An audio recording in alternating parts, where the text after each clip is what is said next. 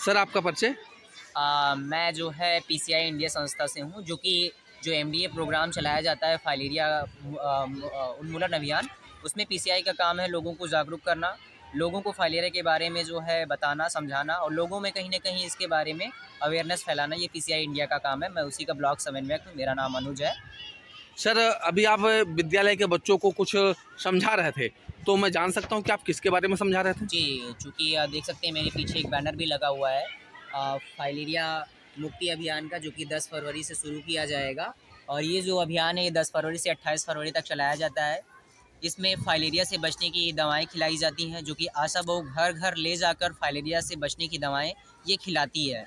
और इसमें जो है ये देखा ये गया है कि समाज में अभी भी कुछ ऐसे लोग हैं या कुछ ऐसे समुदाय हैं जिनको इसके बारे में जानकारी ही नहीं है या फाइलेरिया बीमारी के बारे में कोई जानकारी नहीं रहती है। तो जब आशा बहू उनके घर पे पहुंचती हैं तो काफ़ी लोग मना भी कर देते हैं। सर फाइलेरिया है क्या चीज़? फाइलेरिया एक जो है मच्छर के काटने से फैलने वाली बीमारी है, जो कि मच्छर इसका वाहक होता है। और ये जब बीमारी हो जाती है तो इसमें मेजर जो 4 पार्ट्स हैं बॉडी के वो इन्फेक्टेड हो जाते हैं। कहने का मतलब उसमें स्वेलिंग आ जाती है, सूजन आ जाती है। जैसे कि इसे आम बोलचाल की भाषा में हाथी पाँव भी बोला जाता है कि एक पैर काफ़ी मोटा हो जाता है और समय के साथ मोटा होता हुआ चला जाता है। एक हाथ काफ़ी मोटा हो जाएगा।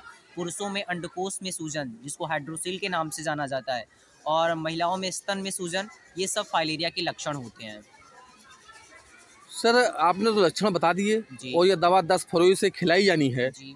मगर जो आजकल लोगों में एक भेद चल रहा है, दुर्भाव चल रहा है कि नहीं हमें दवा नहीं खानी है, तो इसके बारे में आप क्या कहेंगे? जी बिल्कुल, इसी के लिए तो जो मैं स्कूल में विज़िट किया हूँ, चूँकि ये आपने जैसा बताया कि अभी भी जो है कुछ ऐसे लोग हैं या समाज में ये भेद है कि दवा नहीं खानी है या मुझे फाइलेरिया नहीं है या मुझे ये बीमारी ही नहीं है, सरकार की दवा काम नहीं करती, फ्री की दवा है। ये काफ़ी जो है मिथ ऐसे समाज में फैले हुए हैं। तो इसी के लिए ये अवेयरनेस प्रोग्राम चलाया जाता है कि स्कूल के ज़रिए अगर बच्चों को बताया जाएगा तो बच्चे इसके बारे में जानेंगे, क्योंकि बच्चे ही आने वाले भविष्य हैं। इनको जो है बताया जाएगा, समझेंगे तो ये अपने पेरेंट्स को बताएंगे, अपने आसपास के लोगों को बताएंगे। तो कहीं ना कहीं इन बातों को जो आप बता रहे हैं, जो मिथ फैले हुए हैं, वो कहीं ना कहीं उसमें कमी आएगी। और ऐसे ही मेरा काम प्रधानों से मिलना, कोटेदारों से मिलना, जितने भी समाज या जो प्रभावशाली व्यक्ति हैं उनसे मिलकर हेल्प लेना, सपोर्ट लेना कि वे जितना ज़्यादा लोगों को अवेयर कर पाएँ, मोटिवेट कर पाएँ। सर फिर तो एक ये भी सोचना होगा कि जो दवा खिलाई जा रही है ये कौन कौन लोग खा सकते हैं, कौन कौन से व्यक्तियों को दिया जा सकता है? ये बिल्कुल मैं बताना चाहूँगा कि इसमें 3 ऐसे लोगों को जो है रोका गया है कि दवा ना खाएं। वो 3 कैटेगरीज बनाई गई हैं। जैसे कि पहला, जिनको जो 2 साल से छोटे बच्चे हैं उनको ये दवा नहीं खानी होती है, और जो प्रेग्नेंट लेडी होती है उन्हें इस दवा को नहीं खाना होता है, और जो बहुत ज़्यादा बीमार व्यक्ति होते हैं उन्हें इस दवा का सेवन नहीं करना होता है। अब इसको छोड़ने के बाद जितने भी लोग बचते हैं, उन्हें फाइलेरिया है या नहीं है, सभी लोगों को खानी होती है। क्योंकि मैं ये बताना चाहूँगा ये ना कि ये फाइलेरिया की दवा है, बल्कि ये फाइलेरिया से बचने की दवा है कि आपको फाइलेरिया ना होने पाए।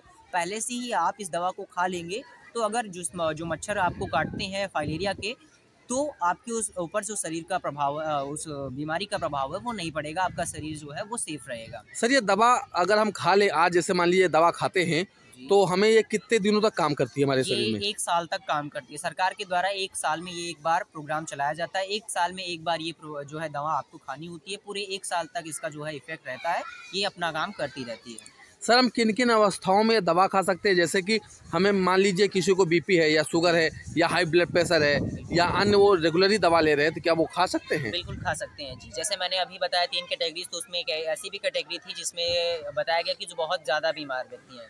तो जो बहुत ज़्यादा बीमार व्यक्ति की कैटेगरी रखी गई है वो रखे गए हैं जो चारपाई ले लिए हैं, यानी अब वो चलने फिरने में असमर्थ हैं, बहुत ज़्यादा बूढ़े हो चुके हैं और मतलब असमर्थ हैं, या उनकी मान के चलिए एकदम बहुत ज़्यादा लट चुके हैं।